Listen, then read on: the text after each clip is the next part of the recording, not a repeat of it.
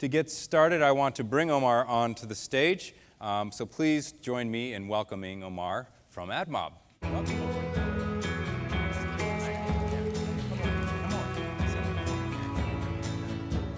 I imagine that you're still in the relief portion of your, there was this long period of time after the acquisition of Admob by Google was announced where there was some real concern that the FTC was not going to approve it. Yes. And how long did that last? Like three or 4 months? No, 6 months. Right, 6 months. Felt like 3 or 4, but it was 6. Yeah. And it must have felt like six years. 6 years. Yeah, exactly. And as an entrepreneur, starting a rapidly growing business and sort of seeing a market and skating to where the puck's going and all that stuff, was there a period of time where you despaired, where you thought maybe this wasn't going to happen?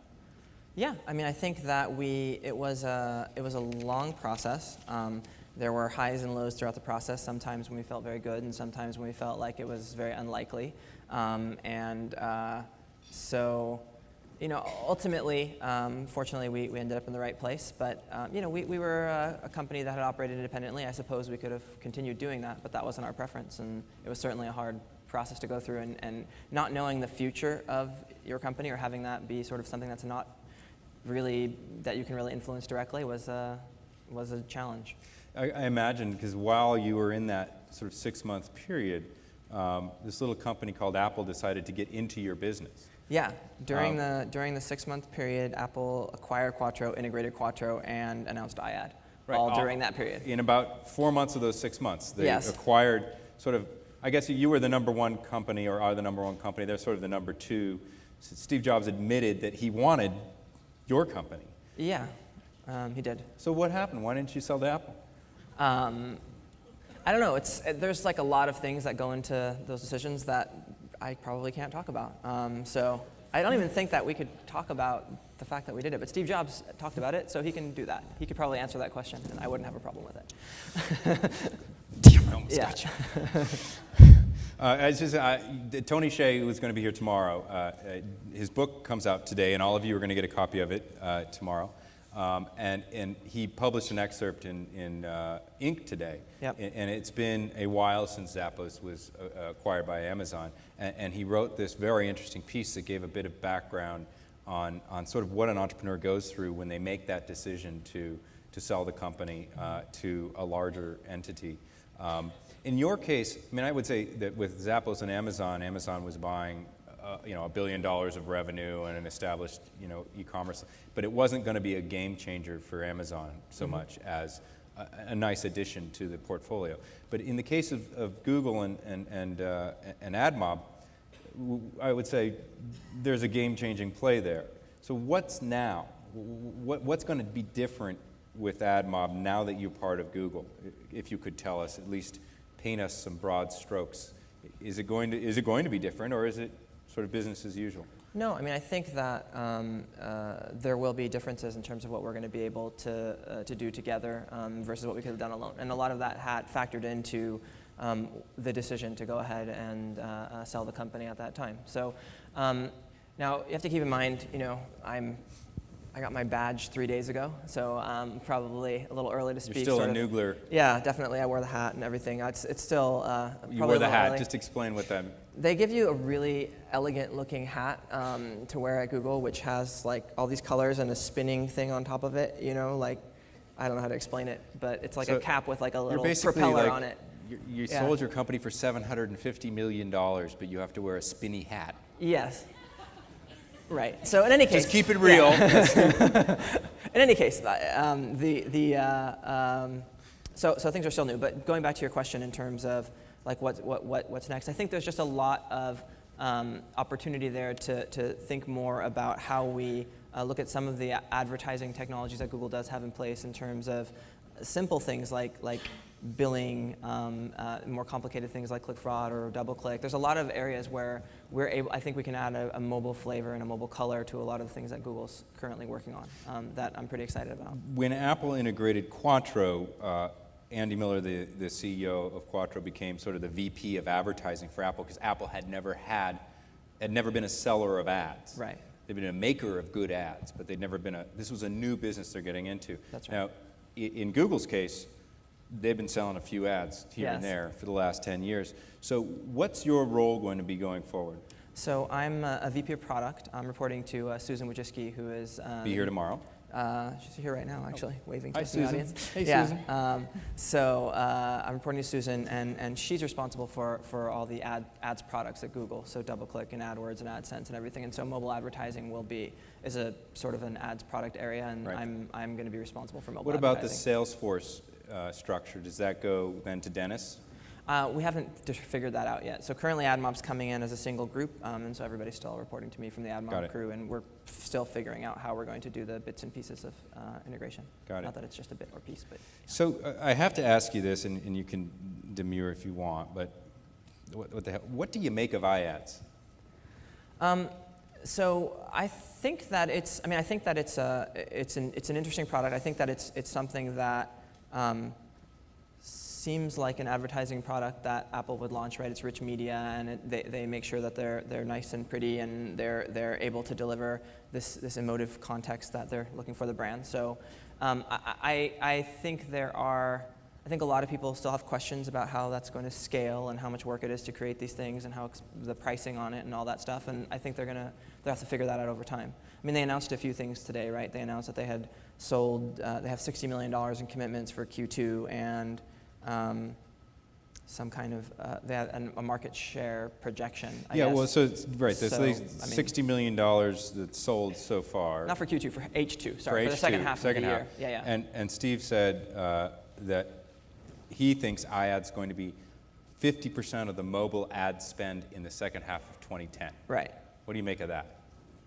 I don't know what to make of that. I mean, I think it's really difficult. I mean, I spent 6 months trying to figure out market shares because of our previous conversations. I think it's still pretty difficult to actually come up with an accurate number. So assuming that the mobile advertising market is $120 million in the second half of the year, then he's correct. But I think that's a difficult assumption to make at this point. So. How big is it generally? I mean, you guys track this pretty closely. As a matter of fact, Admob, if you go to their site and you want mobile metrics, is a really good, Admob's been doing reports monthly. Yeah, we have a monthly metrics report. And they're very good. Mm-hmm. And so what we talk about in the monthly metrics report is really requests and the types of devices we're seeing, and when we notice interesting things like the number of unique versions of this device versus that device, things like that. We don't really talk about numbers or revenue in that metrics report. Right. So just to ask another way of asking about iAds, this rich media experience that Steve sort of put his hands around and called, there's nothing particularly new there, is there? No. I mean, so the reality is basically iAds are, you touch an ad and it loads a web view, which is basically a version of the browser. And inside of that, you can do things with HTML5. And HTML5 lets you do rich media type things. So animations, you can do cool things that are Flash-like. And in fact, they obviously refer to HTML5 as a lot as we'd rather use this than Flash on the iPhone, which is a separate subject. But none of that is new. We've been doing that for probably, 9 months or something like that for quite some time. And the other thing is that they often refer to the fact that the ads, this is all detail, but you touch the ads and they don't take you out of the app. They don't launch a separate browser window. Our ads haven't launched a separate browser window for a year, but they're very insistent that theirs are the only ones that do that. So there's not a ton, I haven't seen yet, at least what they've demoed so far is not new to the industry, although maybe there's some things in the back end that are newer. Yeah, and let's talk about that. But I mean, we can get into the weeds here because we've got a bunch of weed diggers out here. All right. In the audience. we like us some weeds. So, plural. Stop it. So, let's talk about that back end, and not just for Apple, but crucial to the ecosystem of marketing is data. Yep. And we've been talking about data all day, and we'll probably talk about data all tomorrow as well. Mm-hmm.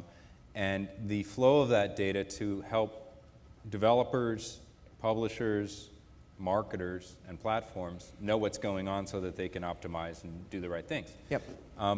Are you concerned about, you have what, 70% market penetration into the iPhone, right?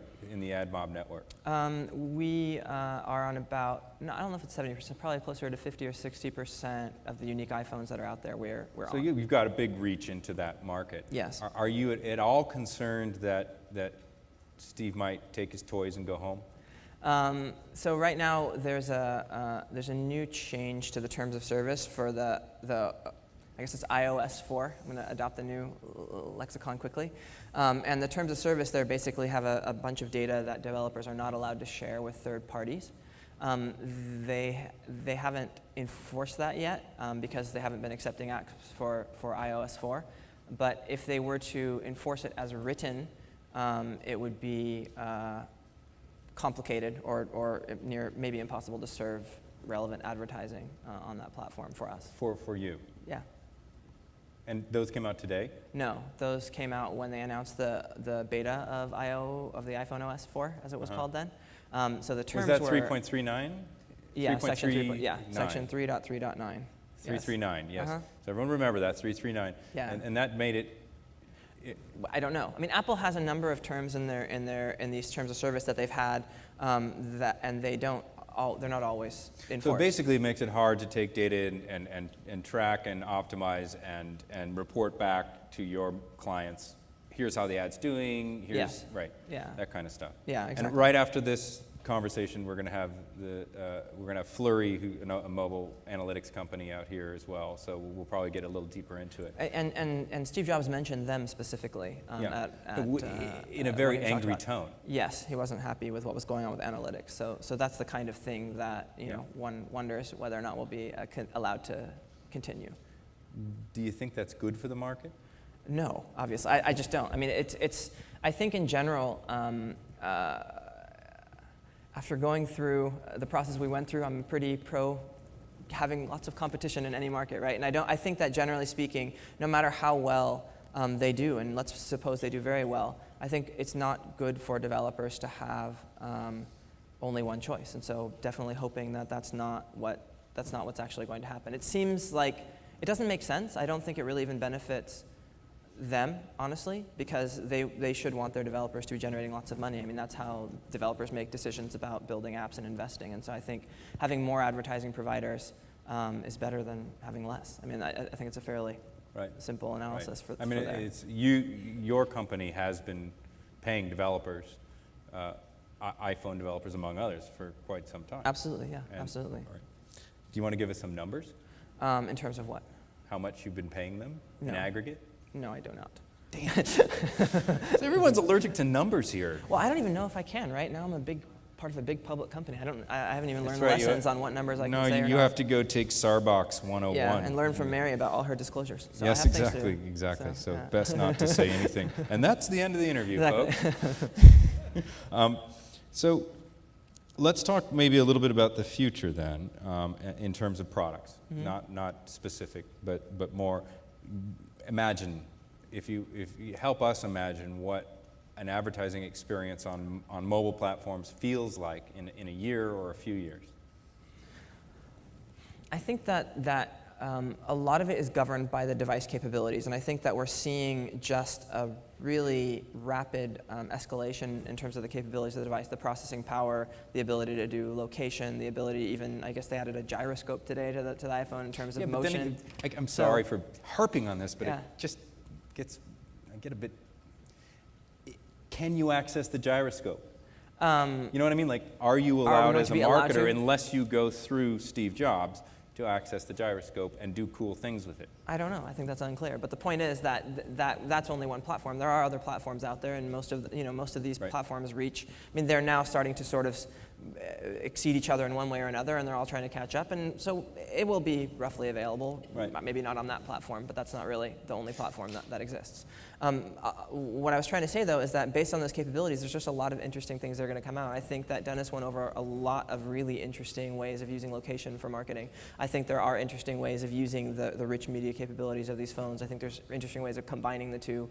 I generally think that mobile advertising looks nothing like what it will look like in 2 years' time. I think that we're still translating largely what we've seen on the internet to mobile, and there are a lot of interesting problems to solve before we figure out where this is going to land. I don't think we're quite there yet. Right. Do you see so the iPad came out a couple months ago, 3 months ago now, and there are tablets from Dell, RIM, Nokia, and a lot of others coming. Do you see this as an important platform for? Yeah, absolutely. I mean, we launched our iPad ad units last week, and we definitely see that as important. Generally speaking, I feel like, and that's somewhere in between, right? Because some of the experiences you have are very PC-like experiences, and other of them are mobile experiences. But there are dedicated experiences to the iPad, whether they're applications or even websites that are now being designed for viewing on that device. And to the extent that there's a dedicated UI, or developers are developing UI specific to a device, and that device is somehow portable, we think of it as being mobile. So we're not restricting our thoughts to phones, and I think that the opportunities on those devices for media in general are going to be different than just purely saying, well, here's my website, and you can just use that. Right. I think that you're going to get more out of it if you build something tailored to those devices and for those use cases. Talk to me, another big piece of news that occurred just about the same time as the FTC approval of your deal was HP buying Palm. Yeah.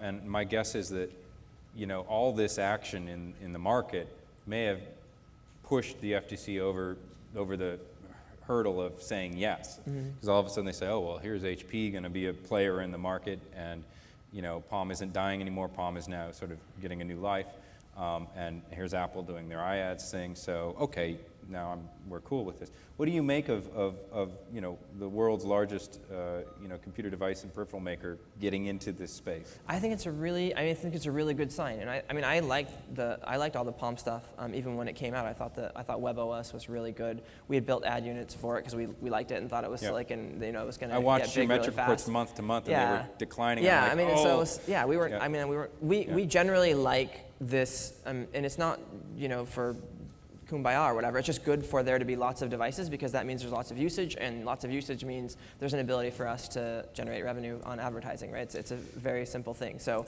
the more, I think in many ways, the more of these, the better. And I would also count Microsoft in that bucket. I mean, I'm encouraged and excited to see what they're going to do. I think people are maybe not expecting that much right now, but maybe we'll be surprised. Well, Microsoft has this seems to be doing this over and over again, is sort of falling down in a market, and then Steve Ballmer gets exercised, and then they go and get it right. Right. Search strikes me as one of those places where, 3 years ago, and then they made a big push with Bing, and last week at the D conference, Ballmer was all about the mobile, and so it looks like they're going to get exercised about that. That strike, I wanted to ask you your thoughts, and I feel like a lot of these questions are unfair in front of Susan and 2 weeks in, but hey, you're here, so. I wanted to ask you about, Google owns a really important big platform that is competing with, or coexisting with, all the others, which is Android. And there might be some concern that Admob is, and I would guess perhaps your competitors might even intonate that you're really just you're the Android ad network and not the ecosystem ad network. So what would your response be to such a utterance? I mean, I think that, well, first of all, I think that maybe if I was competing with me, I would think of maybe using that line, because it's an easy way to sort of put us into a box and basically say, oh, they're just for Android, and Quattro's for iPhone and whatever. I don't think, everybody here is in media. I don't think people in media think about it that way. I think they think about media, and I think they think about advertising, trying to reach people on mobile. I don't think anybody wants to deal with, oh, I only want to advertise on Android here, and then iPhone there, and then we haven't seen our buyers worry about it that way. And so to the extent we are driven by what our customers want and what, frankly, users in general want, it wouldn't make sense for us to do that. Right. It's not a good idea. Yeah. And so it's unlikely that we're going to do that just because it doesn't make business sense. Oh, I like to hear that. That's great. We have time for questions. I want to make sure that there's plenty of time. I tend to not allow enough. So there's folks with microphones. There's for all of you up there in the cheap seats, there are mics on either side. At least, yes, there, I can see them. So come on down if you have a question, or raise your hand and find a mic person. And while you're doing that, I'm going to ask another question. Publishers and creators of apps sell their own inventory. Yes. And you kind of do an aggregated network of non-site specific inventory. Is that fair to say? That's Although fair. you have a premium sort of specific portion of your network, right? Yeah, right. Where do you think that's headed? Do you think that in mobile it's going to be just like with the web, where there's going to be this tension between what publishers call remnant inventory or ad network inventory and their premium inventory? Or do you think that things might be different in mobile? I don't see why things would evolve very differently in that regard from online. I mean, we have a lot of the same conversations. I think it's logical for there to be some tension in terms of sales forces and channel conflict. I don't think that the tension should be there. I just don't think it's going to be different than online. Maybe that's a better way for me saying it. Like, we've always, I mean, and now this is sort of me speaking as Admob perhaps rather than Google yet, because I haven't really figured this part out. But I think in general, and this probably holds true across the board, we need to view publishers' inventory as their inventory. It belongs to them. And in some cases, it makes sense to use ad networks, and in other cases, it doesn't. Mm-hmm. And as long as they have control over when and where and how it's used, and who you sell to and how you sell it, I think it can be managed. I think if the tools are correct, it could be managed and used. The network itself can just be a tool. It doesn't have to be a competitor. Right. Do we have any questions from out here? No? No?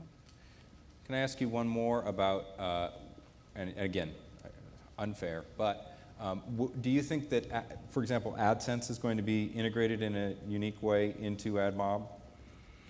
That's Susan? probably a bit early for us to determine. I mean, I think that there is AdSense for mobile. There is Admob, right? And so, yeah, I mean, I think logically we might think about we are actually thinking about what to do there, but we haven't really come to any conclusions yet. It's still a little early. We're literally having the first meetings on sort of how we would do that. And then do you see sorry, you have okay, I'll stop. Spencer? Yeah, Spencer Reese from Wired. Yeah, just to the point you were just on. So in other words, you guys will be selling inventory on inventory, if you like. Inventory. Well. That's interesting. We will be selling. You mean iPhone inventory? Yeah. Well, yeah, we do today, and we should continue to do so. There's no reason to expect that to stop. No, I mean. Except for 3.3.9. Exactly. That would be the only reason. But yeah, no, there's no reason to expect that to stop. And Jobs did say last week at D that he doesn't intend to make it impossible for third-party ad networks to work in the I world. To make it impossible. Yeah. Yeah. So. However, he didn't say he was, above making it pretty damn hard. Yeah. Exactly. Right? Yeah. Could I follow up to? So does Quattro sell Android stuff? I think at present, Quattro is continuing to do what they did before they were acquired, which is they do sell ads across more than just the iPhone platform. They've got their traditional Quattro business and then the magic gift-wrapped Tiffany box iAds business. Yeah. I mean, I have an Android phone, and I still see Quattro ads on certain sites and stuff. So. Thank you. Yep. Any other questions? Over here. Hi, Dave Smith with Media Smith. Do you think Jobs is just jealous that you're selling ads cheaper than he is? I think he's jealous. Selling ads cheaper. Wait, he's jealous that it's selling ads cheaper? I wouldn't be jealous of that. I mean, I would be jealous. Theoretically, you get more volume that way. In other words, well, yes, if you make back it out... up with volume, you know that one. If you back out the CPMs of iAds versus doing, for example, the same product, using Admob, there is a significant markup between iAds and literally the same product, a web view with a banner click and rich media and the whole deal. Yeah, it's significantly more expensive. I wouldn't characterize it as them being jealous. I think I don't think they've ever been in the business of pricing low and making it up in volume across any of their business. So I think that they're just following a different model. They're approaching it differently and presenting it differently and pricing it differently. I certainly, and if they wanted to do it a different way, they could. So yeah, I don't think they're jealous. I think they're just taking a different approach. You're incredibly diplomatic. Thank you. Sorry, I know maybe that's boring, but I'm working on it. No, it's not. Very skilled. Yeah. Do we have any other questions for Omar? No? All right, well, I want to thank you very much for coming here and giving us the opportunity and what, 4 days into being an official Google Yep. employee. Thank you very Yep. much for, Didn't wear for my hat, submitting but- to our questions. Of course. Join me in Thank you. thanking Omar. Thanks so much. Thank you very much. Yep.